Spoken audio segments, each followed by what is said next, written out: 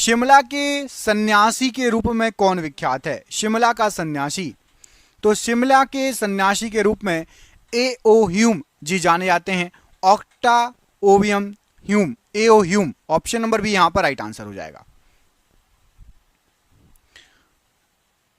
नौजवान भारत सभा के प्रथम सचिव कौन थे? नौजवान भारत सभा, तो नौजवान भारत सभा के सबसे पहले सचिव थे भगत सिंह जी, ऑप्शन नंबर सी, भगत सिंह जी नौजवान भारत सभा के सबसे पहले सचिव थे। जीव जंतुओं और वनस्पतियों के अवशेष को क्या कहा जाता है? तो जीव जंतुओं और वनस्पतियों का जो अवशेष होता है उसको कहा जाता है fossil, option number B fossil कहा जाता है। मैंने एक दिन आपसे क्वेश्चन पूछा था कि फॉसिल नेशनल पार्क कहां पर है, कई लोगों ने जवाब नहीं दिया।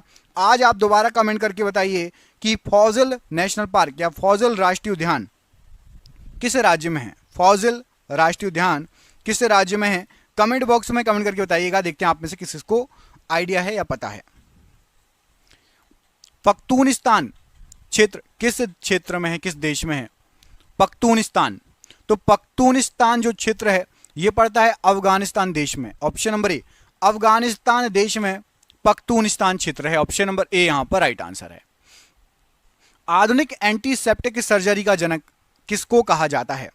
आधुनिक एंटीसेप्टिक सर्जरी का जनक, यहां पर आपको जो ऑप्शन दिए गए हैं उसमें से लिस्टर को आधुनिक एंटीसेप्टिक सर्जरी का जनक कहा जाता है, लिस्टर, ऑप्शन नंबर ए यहां पर राइट आंसर है। किसके द्वारा आनुवांशिकता के विज्ञान को आनुवांशिकी कहा गया है? आनुवांशिकता के विज्ञान को आनुवांशिकी, तो वॉटसन के द्वारा आनुवांशिकता के विज्ञान को आनुवांशिकी कहा गया है, ऑप्शन नंबर बी वॉटसन ने आनुवांशिकता के विज्ञान को आनुवांशिकी कहा है।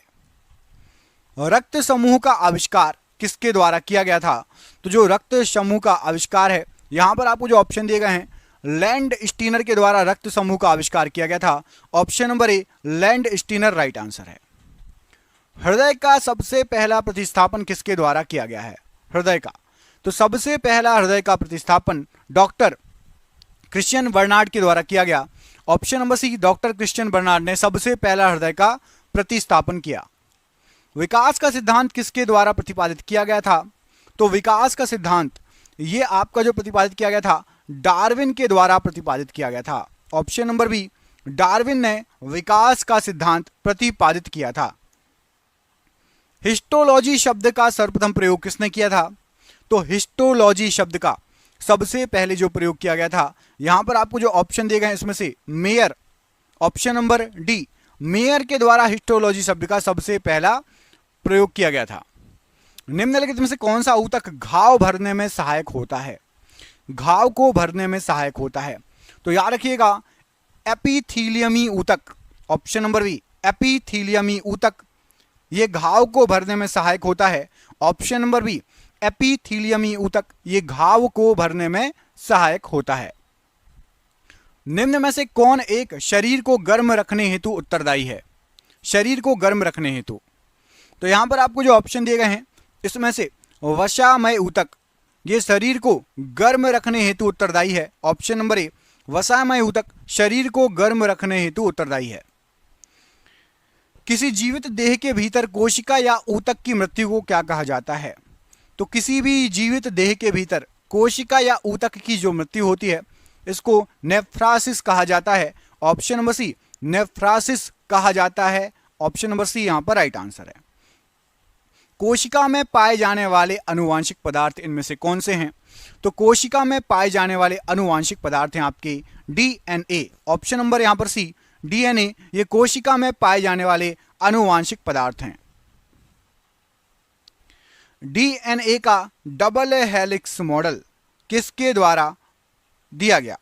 डीएनए का डबल हेलिक्स मॉडल इनमें से किसके द्वारा दिया गया?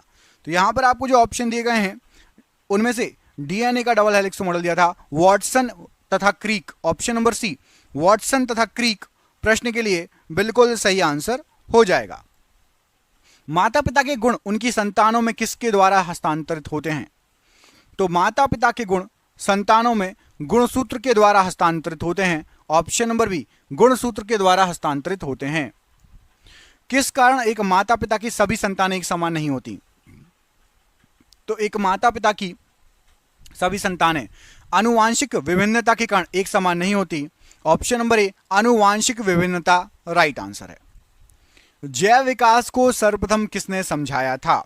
जैव विकास को तो सबसे पहले जैव विकास को समझाया था लेमार्क ने। ऑप्शन नंबर बी लेमार्क ने सबसे पहले जैव विकास को समझाया था। उत्परिवर्तन का सिद्धांत प्रतिपादित किया गया था किसके द्वारा? तो उत्परिवर्तन का सिद्धांत ह्यूगो डी ब्रीज या फिर de Vries, option number B यहां पर सही आंसर हो जाएगा। इनके द्वारा जो है प्रतिपादित किया गया था उत्परिवर्तन का सिद्धांत।